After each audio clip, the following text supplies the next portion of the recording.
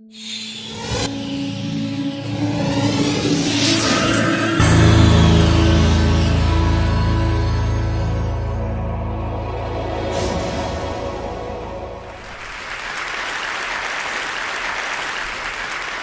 learned about the Haiti earthquake by Skype.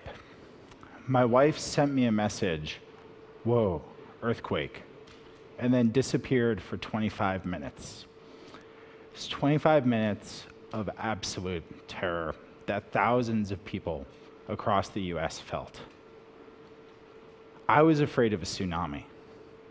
What I didn't realize was there was a greater terror in Haiti, and that was building collapse. We've all seen the photos of the collapsed buildings in Haiti.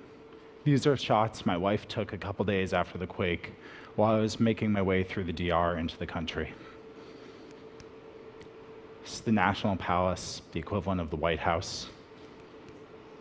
This is the largest supermarket in the Caribbean at peak shopping time.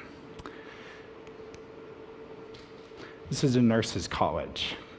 There are 300 nurses studying. The general hospital right next door emerged largely unscathed. This is the Ministry of Economics, Finance. We have all heard about the tremendous human loss in the earthquake in Haiti, but we haven't heard enough about why all those lives were lost. We haven't heard about why the buildings failed. After all, it was the buildings, not the earthquake, that killed 220,000 people, that injured 330,000, that displaced 1.3 million people, that cut off food and water and supplies for an entire nation. This is the largest metropolitan area disaster in decades. And it was not a natural disaster. It was a disaster of engineering. AIDG has worked in Haiti since 2007, providing engineering and business support to small businesses. And after the quake, we started bringing in earthquake engineers to figure out why the buildings collapsed, to examine what was safe and what wasn't. Working with MINISTA, which is the UN mission in Haiti, with the Ministry of Public Works, with different NGOs, we inspected over 1,500 buildings. We inspected schools and private residences. We inspected medical centers and food warehouses. We inspected government buildings. This is the Ministry of Justice. Behind that door is the National Judicial Archives.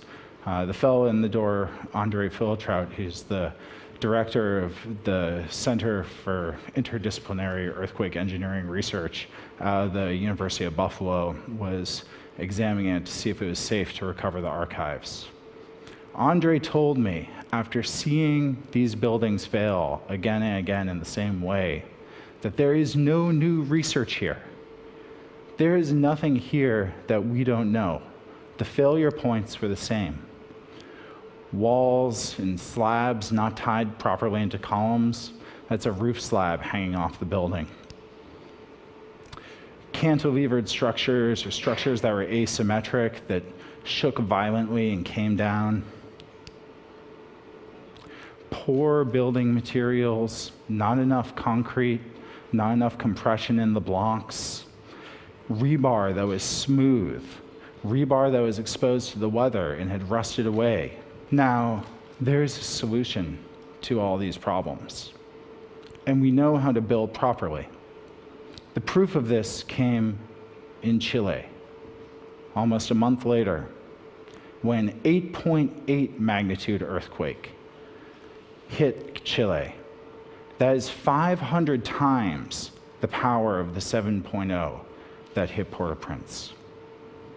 500 times the power, yet only under 1,000 casualties. Adjusted for population density, that is less than 1% of the impact of the Haitian quake.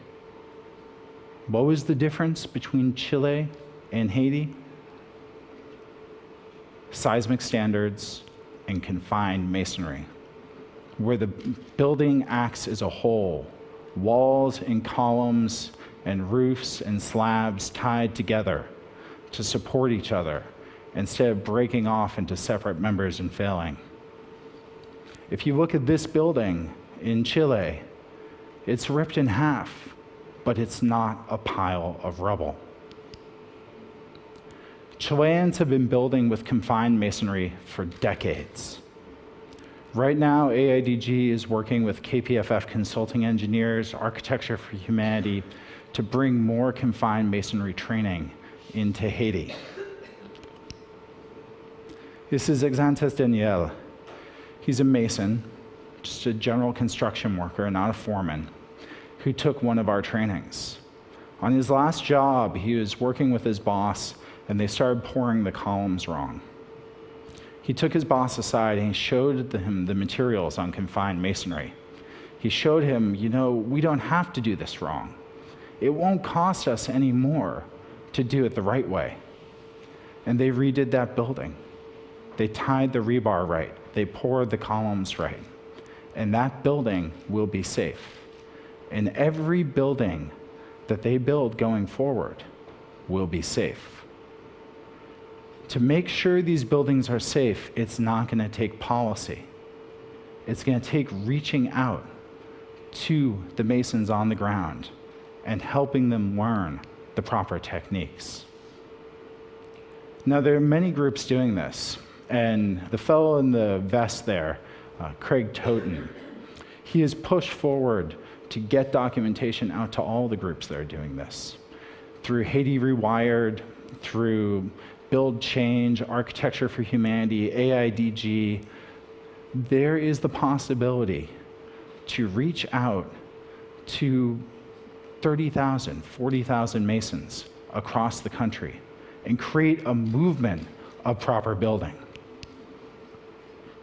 If you reach out to the people on the ground in this collaborative way, it's extremely affordable.